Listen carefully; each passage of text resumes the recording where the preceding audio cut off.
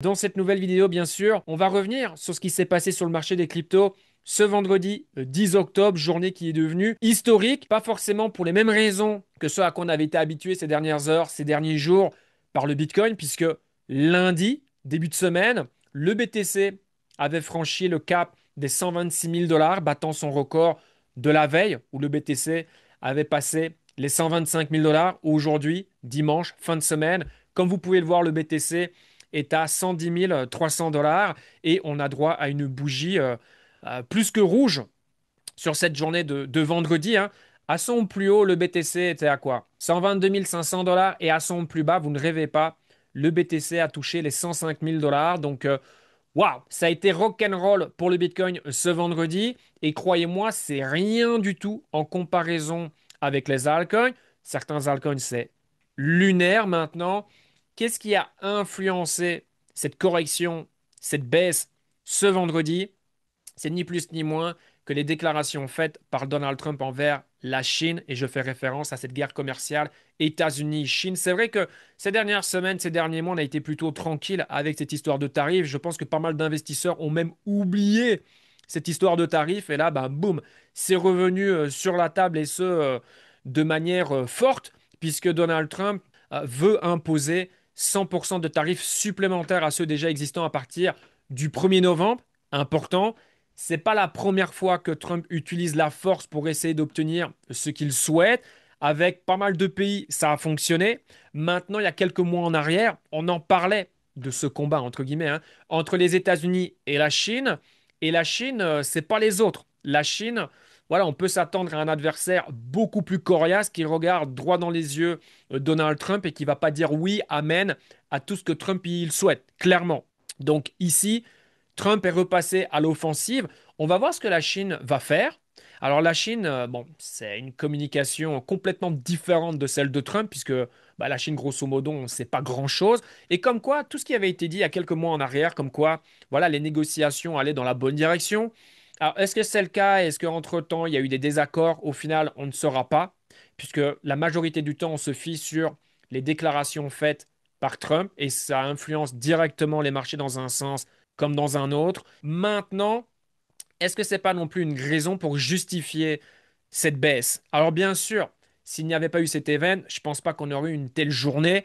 Euh, pour information, 19 milliards ont été liquidés. Ça n'a rien à voir avec les journées les plus rouges qu'on avait connues en crypto ces dernières années, que ce soit le Covid, FTX. Enfin là, c'était un échauffement, quoi.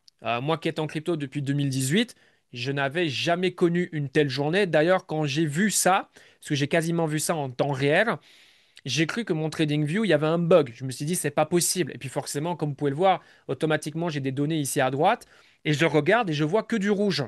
Mais pas du -3, -5, -20, -30, -40. Je me dis, là, il y a un problème.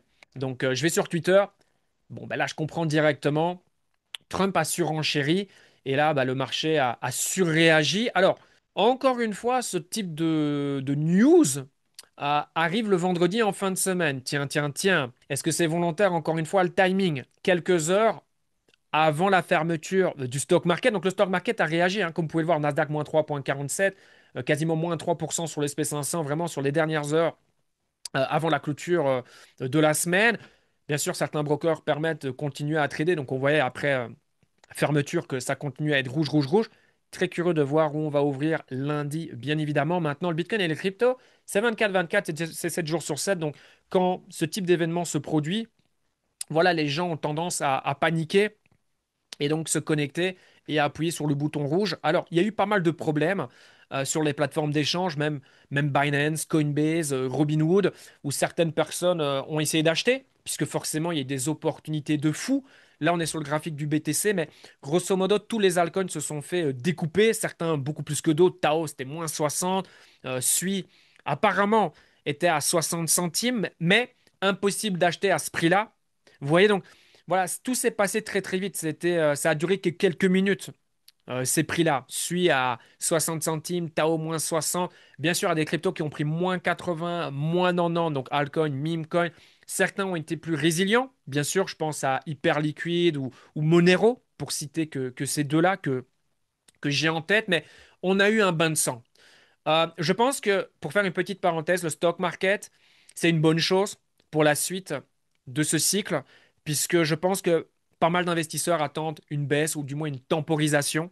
Moi, c'est ce que je m'attendais en septembre. Finalement, le SP500, il a continué à run, hein, à faire de nouveaux plus hauts, comme vous pouvez le voir. Donc, regardez-moi cette bougie rouge. Et on en parlait d'avoir éventuellement une correction de moins 5%. Pourquoi pas venir ici se poser sur la bull market super Ben avant de poursuivre la hausse? Donc, on va voir si ça va se vérifier dans les prochains jours et dans les prochaines semaines ou si, voilà, la majorité des gens vont dire, OK, c'est suffisant, il y a une opportunité et on va aller acheter du Nvidia ou peu importe. Alors, par rapport à SP500, quand on voit la performance de celui-ci, attention, c'est quelques stocks qui surperforment parce qu'il y a pas mal de stocks dans l'SP500 qui font pas grand-chose. Donc attention également au comportement du SP500 depuis maintenant plusieurs semaines et plusieurs mois. Maintenant, clairement, est-ce qu'on a atteint des niveaux d'euphorie sur ce marché? Non. Et avec une journée comme aujourd'hui et cette incertitude qui est revenue, cette nervosité d'ailleurs, regardez, ça se traduit sur le VIX, hein. 30%. On a pris 30% ce vendredi. Donc voilà, la volatilité est de retour sur le marché américain. Curieux de voir comment ça va évoluer début de semaine dans les prochaines heures, grosso modo. Maintenant, pour revenir sur le Bitcoin et les cryptos, voilà, on a un BTC qui continue à descendre. On est maintenant en dessous des 110 000 dollars. Ceci dit, la tendance de fond sur le BTC ne change pas. Bien évidemment, ce que je vous partage ici, c'est pas un conseil en investissement. J'ai vécu d'autres événements cataclysmiques, on va dire, en crypto. Euh, Celui-ci en est un autre. Et dans ce type de période, se connecter et vendre, surtout une journée comme vendredi, ça n'a absolument aucun sens à la vitesse à laquelle ça va, le drop auquel on assiste, ça fait aucun sens. Ça, c'est les gens qui sont émotionnels. Quelques jours, quelques semaines ou quelques mois plus tard, les gens vont le regretter à 99%. Et si les gens ont adopté ce type de comportement, bah, il faut revoir le money management, comment les gens ont été exposés et différentes choses. Donc le but, bien évidemment, c'est d'apprendre de cet événement pour ceux qui ont paniqué et qui ont vendu. Maintenant, voilà, moi ici, en ce qui concerne le BTC, si on passe en weekly, voilà, je pense que si on met la SMA 50 en weekly, voilà, donc la ligne bleue que vous voyez ici, le marché, tendance de fond, il est haussier tant qu'on se maintient au-dessus de ces niveaux. Si maintenant on a une clôture weekly en dessous de cette ligne bleue, alors là, alors là, il y a des raisons de se méfier et de se dire, OK, peut-être que le top, il se trouve là. Si on a une deuxième clôture en dessous de ces niveaux, 95% le cycle, il est terminé. Mais est-ce qu'on y est là? Non. Donc, le marché, il nous dit quoi? La tendance de fond, elle est inchangée. Bien sûr, c'est ma lecture des choses. Si vous regardez depuis le début de ce cycle, on a parfaitement tenu ses niveaux, hein. Elle a parfaitement joué son rôle de support. Vous voyez ici, donc là, c'était les points bas de 2022. Ensuite, on a eu ce break sur le BTC et depuis, bah, vous pouvez voir que cette moyenne mobile, elle joue parfaitement son rôle de support. Elle a été testée à quelques reprises, hein, ici, ici, ici. Elle a été testée ici, mais regardez, la clôture s'est faite juste au-dessus et ensuite ça a continué. Et voilà où nous sommes aujourd'hui. Donc, la tendance de fond reste la même sur le BTC. Si on regarde la capitalisation totale du marché des cryptos, c'est un truc de fou. On a fait un nouveau plus haut début de semaine, 4,27 trillions, quelque chose comme ça. Et là, on a une filoche. Euh, alors, est-ce que c'est vraiment une information juste? Mais TradingView nous dit 3,25 trillions. Donc, on aurait perdu 1 trillion de dollars en l'espace de quelques jours. Bon, sous l'influence de cette journée de vendredi, en l'espace de quelques heures. Au moment où les choses se sont accélérées, il était déjà très très tard. Je pense qu'il y a pas mal de gens en Europe qui ont découvert le merdier, on va dire, au réveil ce samedi. Et je pense que pour pas mal de gens, c'est pas plus mal. Comme ça leur a évité de faire ben voilà, des choses qu'ils vont regretter à 99% plus tard. Ceux qui étaient connectés, qui ont pu en profiter, forcément, il y avait des opportunités de fou liées à ben voilà, où sont nos convictions sur tel coin, puisque voilà, tout le marché a subi une purge. Donc voilà en ce qui concerne le marché des cryptos et l'update que je souhaitais vous partager. Voilà, je suis curieux de voir. Ce dimanche, j'ai pas d'attente particulière. Alors, on a peut-être une nouvelle zone de demande, hein. Voilà, clairement ici, à 105 000 dollars. Allez, on peut vraiment être large. 105 000, 110 000 dollars. Voilà, ça peut être une nouvelle zone de demande pour le BTC sur du court terme.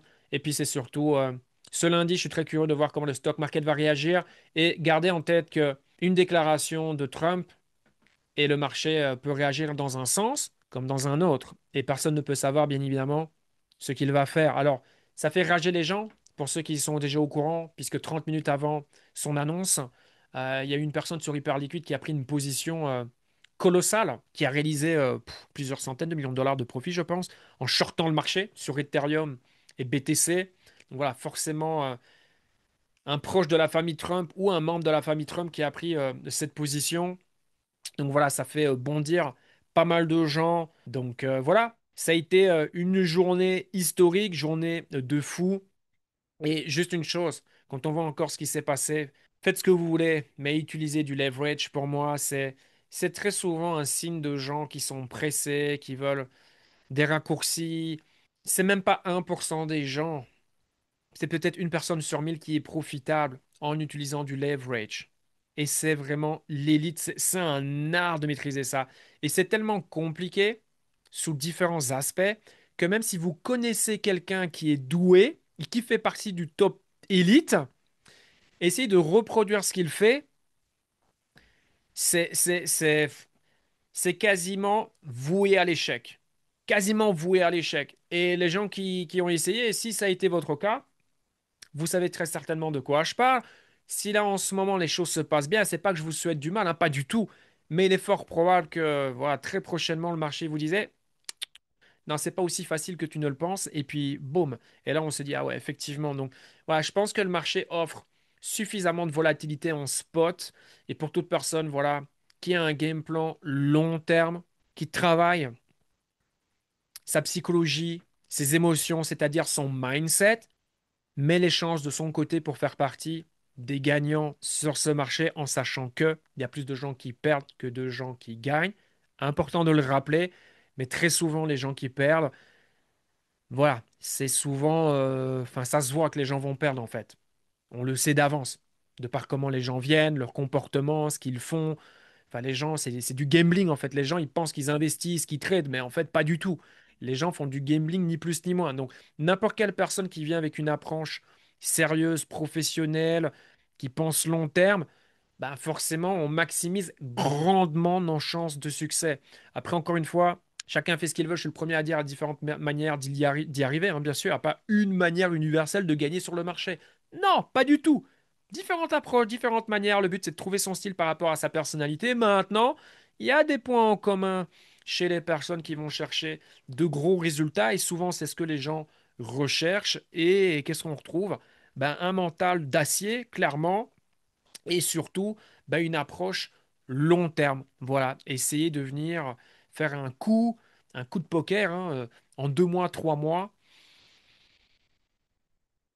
Écoutez, voilà, je pense vous en comprenez mon opinion sur le sujet. C'est pas comme ça que cela fonctionne. Sur ce, voilà, si vous avez aimé cette vidéo, n'hésitez pas à mettre un like, ça fait toujours plaisir à partager cette vidéo également. Merci d'avance si c'est le cas. Sur ce, à la prochaine. Ciao, ciao.